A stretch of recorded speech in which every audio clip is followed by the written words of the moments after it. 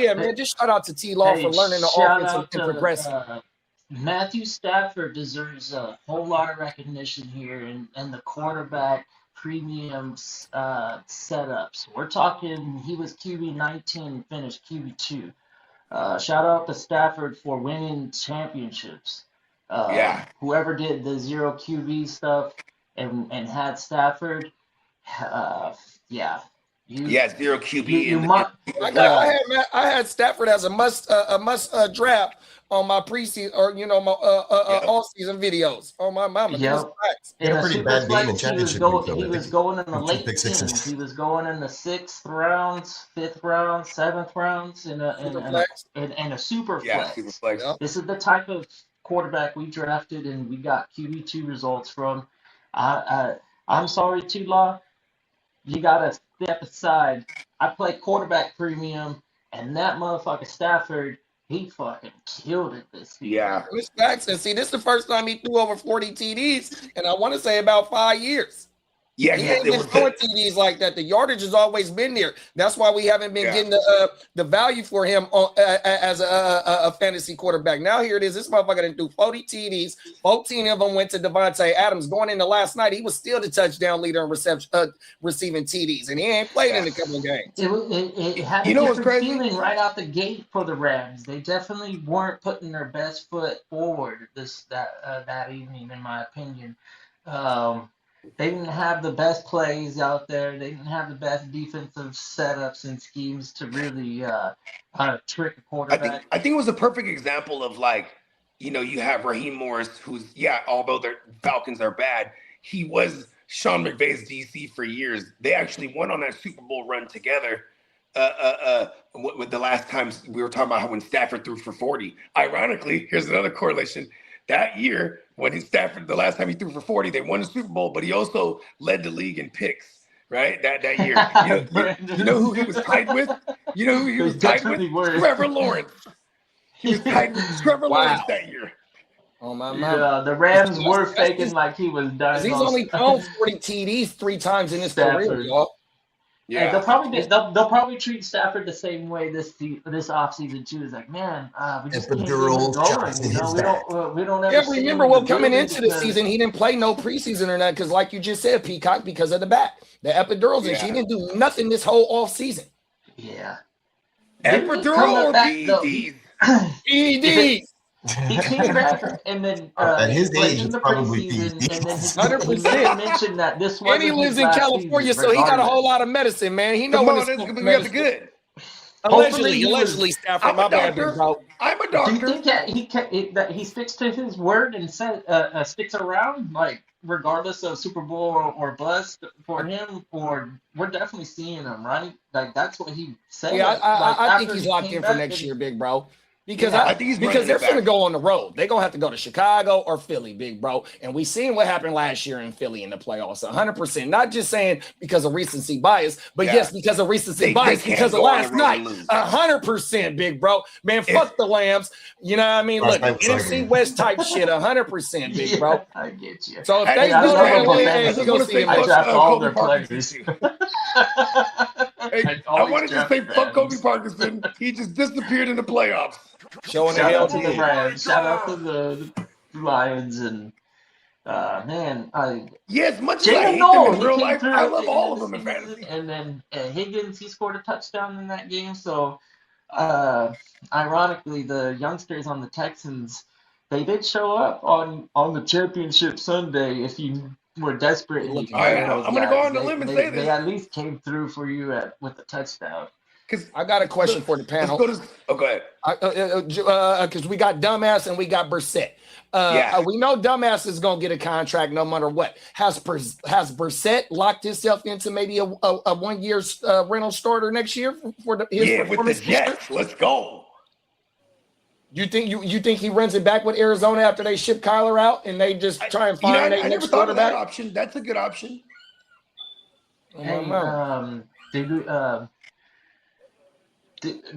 Miami. King D says that he's having audio issues. I actually check your Bluetooth. Maybe you're hooked up to some headphones, TD, because I just went on YouTube to check it out, and our audio was coming through.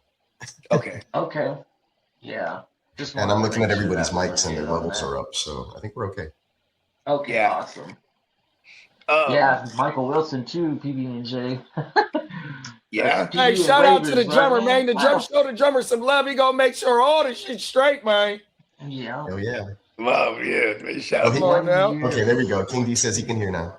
Here we go. Good deal. Okay, so now on the flip side, like when you're talking about Jaden Higgins and Noel, and then we're looking at like, you know, CJ Stroud, where he went this year. I think next year he's a hell of a value because now if you're talking, we have Nico, Higgins, and Noel, and it's not just an idea anymore. It's actually what we saw.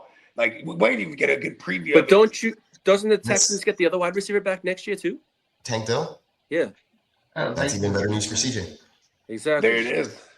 But I was hoping like we'll see what's up. We just got to pay attention to what happens to their offseason moves, what they do with. I think the offensive line coach has done a great job. So the guy they elevated from within is done decent. Nick Caley, I think the verdict is still out on him on what he can do. I know it's the first year in a complicated offense, but if they go on and fire him like they did, moving on really quickly from Bobby then you got to reset and start over. Yeah, and it'll be the third offensive coordinator in CJ Stroud's fourth season. So, well, hopefully, it's Mike McDaniel get fired from Miami and D'Amico go snatch Mike McDaniel, big bro. Oh, you ain't lying, bro. That's what you need. Yeah, exactly. I doubt he'll move from over there, though. I think that Texans will probably be in the market to just keep Caley, and hopefully there's some continuity in the offense can grow. But I think it's also predicated on how far they go in the offs too. Because if that's you know he could be saving something for the playoffs. You know what I mean? Or it's like hit him with some look they ain't seen yet. I mean, we've seen this before with was it Washington where recently where they snuck into the fucking playoffs. You know how like NFC East they change it up every fucking season, and they got in one season, and I remember that. Yeah, they went all the way to the fucking title game last year versus when they beat they beat the Buccaneers. And they beat the Lions. Then they went into the Lions. They won and done them because they were coming off the bye week, and then they went and lost in Philly against Philly. Yeah. Oh, hot take. Whoever gets finishes with the number one seed in the AFC, it's going to hurt them the following week, whether it's the Patriots or the Broncos. Ooh, because they're playing the Texans. Whoever they play in the following week, I think just like that lower seed comes in rolling hot without the bye week. Oh, yeah, I think Mike Vrabel is able to fucking like. I think he'll do a better job than the Broncos of getting. Nightmare fuel on natural grass. It plays in better for them, big bro. What not being in the playoffs was like. This guy is a playoff knowing motherfucker. The defense is always going to travel. Oh my mama, I ain't worried about y'all on the road. I'm excited for the playoffs. It's going to be 100%. Okay, so we talked about dumbass from 33 to 13, Brissett from QB 76 to 16. He was going crazy for a bit. Let's get to. How about the Brock real quick? Let's get off of Brock. I think there was some minimal standards for this. Hold on. I didn't. And see, if you drafted Brock, then you drop Brock. And then if you were able to pick Brock up, especially in a single QB league. Oh, that's right. And that motherfucker, because that's how I won my shit. I drafted Brock in that league in like the 13th round. I'm gonna put the draft board up, a picture of the draft board up. But I drafted Brock in like the 13th round, and I traded Sutton. Okay. Sutton and Brock for Baker, right? So Baker hadn't been doing shit after Mike Evans and Ibuka got hurt, right? So I had been trying to trade for a quarterback. I was trying to get fucking Jackson Dart, and it was another quarterback that I was trying to get, right? So I didn't make no move for no quarterback. Boom. In comes Brock. A dart throw. Man, let me just go ahead and swoop this motherfucker up, bro. Right. Off to the races. So, when we talk about drafting Brock, especially like I said in a single QB, I got him in the 13th round. He pissed you off because we had 6 games of Mac Jones. You feel me? That's so maybe going into next year for sure. Wow. He continues to ride to success. Only thing is that the C-Mac was our WR1, you know what I mean? And he got over 400 touches right now. So how are we going to approach this going into next year with this offense? I know. And Ayuk's probably out of there. And then, we ain't had Ayuk all year, and we putting up 30 points per game. I'm just talking about the outlook for next year. Well, New England's got a little distraction. Right now, Stephon Diggs is facing felony charges. What? Ah, On what? For what? Like, I don't- has looking he into it been right now. charged? I I heard don't know. strangulation and some other stuff that him and his attorney are denying. But we can get into that later when there's more Yeah, news. I just happen to see it.